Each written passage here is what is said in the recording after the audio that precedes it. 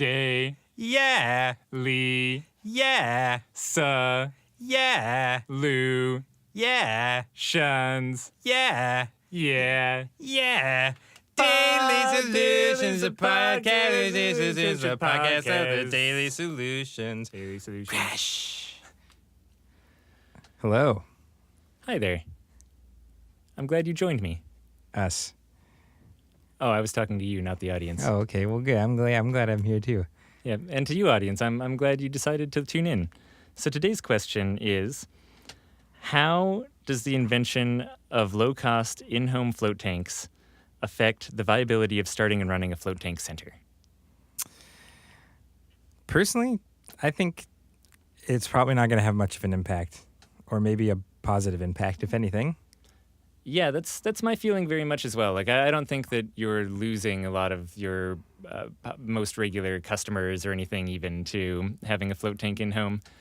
Yeah, I mean, like, if you have a float tank center, by this point, you know how hard it is to have a float tank, like, set up somewhere. Like, it's crazy, you know? The amount of salt, the amount of maintenance, all that sort of stuff. I mean, hopefully that stuff will get better over time, but it's still, I think there's going to be a lot of people who would prefer to go to a float center than to, one, have the space for one in their home, or the cost of one in their home, or the maintenance of one in their home. And for the people who do have one in their home, like, to me, that's just like a huge point of conversation. Anytime anybody goes over to that person's house, they're going to be like, wait, what is that? And that's just that many more people that know about float tanks. So I don't know. I could be wrong, but I'd be surprised if that, like, took down the industry because everyone started buying float tanks for their houses. Yeah, totally. And you're totally, I mean, at the point that you're floating less than, once every couple weeks or once a month or so, if your thing is you like to hop in a float tank once a month or once every 2 months, it still probably doesn't make sense for you to have a float tank in your home necessarily, right? So there's this whole market of people who are not coming in incredibly regularly, who just, for no other reason than financial viability, won't go down that route. Yeah, so I don't know. I guess we'll see. Time will really tell what ends up happening. But I don't know. That's my personal hunch. Is it probably won't have too much of an impact. I mean, yeah, in a similar sense that public pools and stuff aren't destroyed by people having private pools in their house, or right.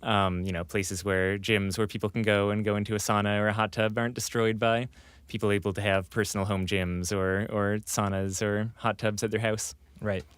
And it's just, there will, of course, be people who want that privacy and want to take advantage of it. And I think, though, there's always going to be a broader group of people who are just not that regular users who will want to go to a center and even having people take care of you, not having to clean up after yourself is another big thing that I think drives some people in when they just want to be pampered.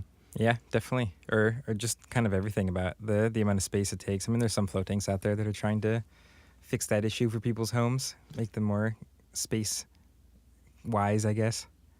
I guess here's what I'm trying to say is I don't feel like they're competing markets.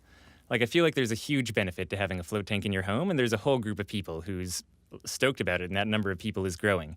And I think that also the people who are excited to go into a float tank center and go float, like, of course, there's some overlap because floating's involved, but I think fundamentally they're just two totally different markets growing in two very different directions, but both growing right now. So I don't see that much competition between them.